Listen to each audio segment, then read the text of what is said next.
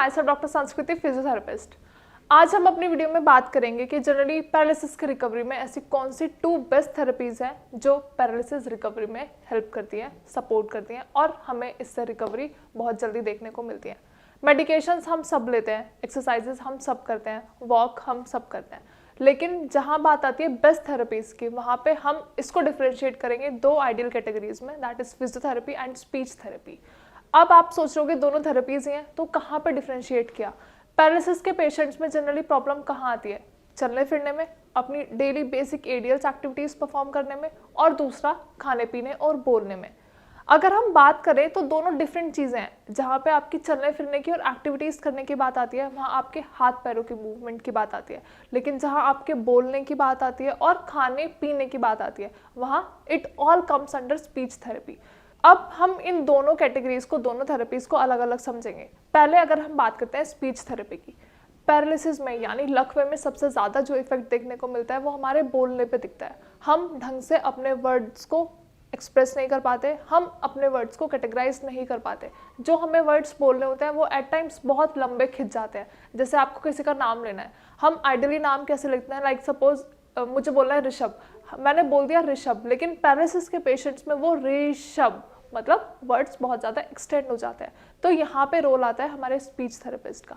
Speech therapist plays a very ideal and a very important role, क्योंकि आप जो words ढंग से नहीं बोल पा रहे हो, जो प्रोनाउंसिएशन आप कहीं ना कहीं खो चुके हो, उन वर्ड्स को ढंग से प्रोनाउंस करवाने में हेल्प करते हैं हमारे स्पीच थेरेपिस्ट। बहुत सारी अलग अलग कैटेगरीज होती है जो आइडियली सम अप करके एक साथ हमारे स्पीच थेरेपिस्ट बताते हैं कैसे आपको खाना खाना है, कौन कौन से वर्ड्स आपको आइडेंटिकली रिपीट करने हैं।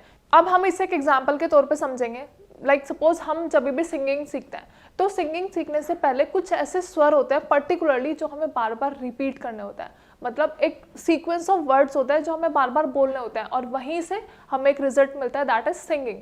तो वहीं अगर हम स्पीच थेरेपिस्ट की बात करें तो कुछ ऐसे आइडेंटिकल वर्ड्स होते हैं जो वो आपको बार बार बुलवाते हैं। आ ई यू हम सभी को पता है। तो ये कुछ ऐसे वर्ड्स होते हैं like suppose vowel and consonants. तो ये जो वर्ड्स हैं इनको बार बार बुलवाना, अगर आप इन्हीं वर्ड्स को बार बार बोल के अपनी स्पीच को इन्हेंस करोगे तो अल्टीमेटली एक दिन आप अच्छे से बोलना सीख जाओगे। तो यही रोल प्ले करते हैं हमारे स्पीच थेरेपिस्ट।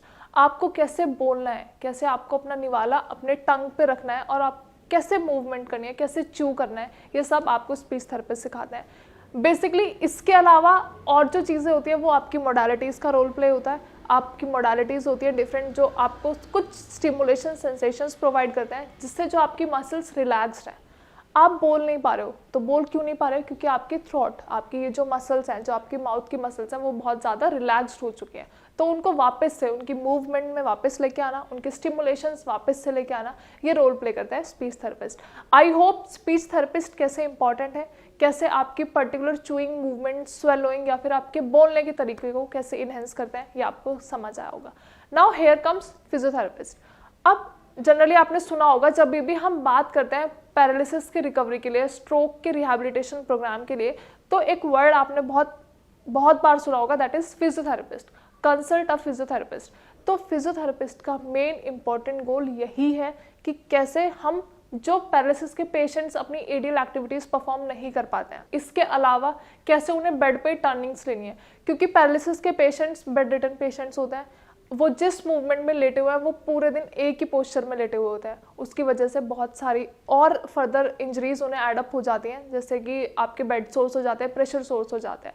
तो वहाँ पे भी फिजियोथेरेपिस्ट एक बहुत ही अच्छा रोल प्ले करते हैं, क्योंकि उन्हें पोजीशनिंग सिखानी होती है। फिजियोथेरेपिस्ट आते हैं, आपको कंसल्टेशन प्रोवाइड करते हैं, तो वो आपको एक चीज़ बताते होंगे कि पेशेंट की टर्निंग्स का ध्यान रखना है। ये यूजुअली हम अपने रिकवरी प्रोसेस में भूल जाते हैं, क्योंकि आइडियली पेशेंट एक स्टैटिक पोजीशन में लेटा हुआ है, तो वो सुबह से शाम तक एक ही पोजीशन में लेटा हुआ होता है, जिसका इम्पैक्ट कहाँ दिखता है? उसकी बैक पे। पैरालिसिस पेशेंट्स को बहुत ज़्यादा जख्म हो जाता है उनकी बैक पे, क्योंकि हमारी बैक मसल्स हमारे बेड पे बार बार कंप्रेस होती रहती हैं और वो एक ही जगह होती है जो बार बार हमारे बेड पे प्रेशराइज होती रहती है। उसकी वजह से वहाँ पे प्रेशर सोर्स बनने स्टार्ट हो जाते हैं, जख्म बनने स्टार्ट हो जाते हैं। ऑलरेडी पैरालिसिस के पेशेंट्स अपनी एक्टिविटी परफॉर्म नहीं कर पाते, और क्योंकि प्रेशर सोर्स होने के बाद वहाँ पे उन्हें इन्फ्लामेशन होना स्टार्ट हो जाता है, इंजरी होनी स्टार्ट हो जाती है, इचिंग होती है, उन्हें बार बार वहाँ पे रब करने का मन करता है, खुजाने का मन करता है, और एट टाइम्स वहाँ से ब्लीडिंग भी होना स्टार्ट हो जाती है।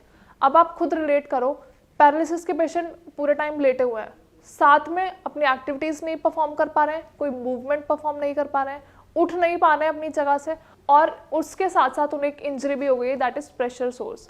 तो बहुत ज़्यादा क्रिटिकल सिचुएशन हो जाती है, पेशेंट बहुत ज़्यादा फ्रम्पी हो जाते हैं, बहुत ज़्यादा इरिटेटेड हो जाते हैं इस चीज़ से, क्योंकि पैरालिसिस के पेशेंट्स को डीप इनसाइड पता होता है कि वो अपनी एक्टिविटीज़ अब अच्छे से परफॉर्म नहीं कर पाएंगे। ये अपने दिमाग में एक कांस्टेंट थॉट उनका हो जाता है कि मुझे पैरालिसिस हो गया है, अब मैं अपनी कोई एक्टिविटी परफॉर्म नहीं कर पाऊंगा। तो सबसे पहले आपको अपने दिमाग से यही निकालना है कि पैरालिसिस कोई बहुत बड़ी बीमारी नहीं है। आप अगर रिकवरी चाहते हो तो आपको इनिशिएटिव लेना पड़ेगा।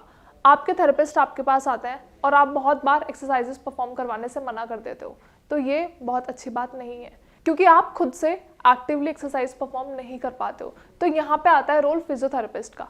Physiotherapist passively assisted movement perform करवाते हैं। जो मूवमेंट्स आप खुद से परफॉर्म नहीं कर पा रहे हो वो आपके थेरेपिस्ट आपको पैसिवली मूवमेंट्स करवाते हैं। तो इसी वजह से कहा जाता है डू कंसल्ट अ फिजियोथेरेपिस्ट, क्योंकि जितनी भी आपकी फ्लेक्सिबिलिटी एक्सरसाइजेज होती हैं, मोबिलिटी एक्सरसाइजेज होती हैं, या फिर आपका रिहैबिलिटेशन प्रोग्राम होता है, या फिर आपका गेट पैटर्न होता है जो आप चल नहीं पाते। हम जब भी पैरालिसिस पेशेंट्स को इनिशियली चलवाते हैं तो वो अपना पंजा पूरी तरीके से ज़मीन पर नहीं रख पाते, या फिर अगर समहाउ कुछ अगर उनकी रिकवरी बहुत अच्छी हो चुकी होती है या फिर कुछ ग्रेजुअल हो चुका होता है, तो वो एक पैर अगर यहाँ रखेंगे तो दूसरा पैर वहाँ रखेंगे। तो इसे हम कहते हैं गेट पैटर्न में चेंजेस आना, गेट पैटर्न में डिस्ट्रैक्शन आना। तो यही काम होता है फिजियोथेरेपिस्ट का। आइडियली उन्हें कैसे आइडियल वॉक देनी है, उन्हें कौन कौन से एक्सरसाइजेस परफॉर्म करनी है, कौन से उन्हें पोस्चर्स लेने हैं। पोस्चर्स इन द सेंस हम बैठे हैं, हम एक ही जगह पे बैठे हैं। अब पैरालिसिस पेशेंट्स में इतनी ज़्यादा पेशेंस नहीं होती है कि वो एक कंसिस्टेंट पोजीशन में बैठे रहें, तो उसके लिए बहुत ज़रूरी है आपके पिलो प्लेसमेंट करने। Like suppose I am sitting here, अभी मैं यहाँ पे बैठी हूँ, मुझे कोई प्रॉब्लम नहीं है, आई एम सिटिंग स्ट्रेट। लेकिन जो पैरालिसिस के पेशेंट है वो या तो इधर गिरेंगे या फिर इधर गिरेंगे, या फिर एट टाइम्स वो आगे की तरफ भी झुक जाते हैं। तो आपको ध्यान ये रखना है कि साथ में पिलो प्लेसमेंट होनी चाहिए, दोनों साइड्स में भी, बैक में भी, और आगे भी कुछ ऐसा स्टूल या फिर चेयर टाइप या फिर टेबल रखा होना चाहिए जिससे पेशेंट आगे की तरफ ड्रूप ना हो। तो ये सारी चीज़ों का ध्यान रखते हैं आपके फिजियोथेरेपिस्ट। एल्स इसके साथ साथ आपको कौन सी एक्सरसाइजेस परफॉर्म करनी है, कितने रेपिटेशंस परफॉर्म करना है, और कौन सी पर्टिकुलर एक्सरसाइजेस परफॉर्म नहीं करनी। क्योंकि जहाँ बात आती है हाथ पैरों की मूवमेंट की, वहाँ पेशेंट सोचते हैं हम कोई भी मूवमेंट परफॉर्म कर ले हमारी एनर्जी तो वापस आएगी, लेकिन ऐसा गलत हो जाता है, क्योंकि पर्टिकुलर मूवमेंट्स परफॉर्म करने होते हैं जिससे आपकी रिकवरी बहुत जल्दी इनहेंस हो।